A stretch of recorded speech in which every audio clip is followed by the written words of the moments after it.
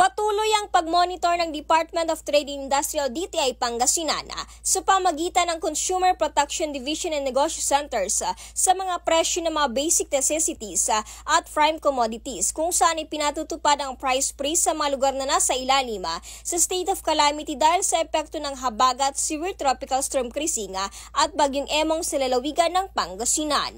Batay naman sa pinakahuling ulat ng tanggapan sa 22 local government units ang nagdeklara ng state of calamity sa probinsya.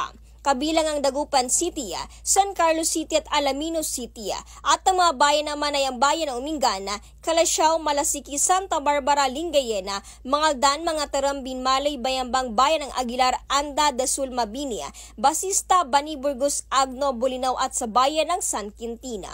Ang price freeze ay pinatutupad alinsunod naman sa Price Act, Republic Act No. 7581 as amended ng Republic Act 10623 na nag-uutos ng automatikong kontrol sa presyo ng mga pangunahing bilihin sa mga lugar na ideklara sa ilalim ng state of calamity. Ang utos naman ay natiling may bisa sa loob ng 60 araw maliban kung mas maaga itong tatanggalin o babawiin ng Pangulo.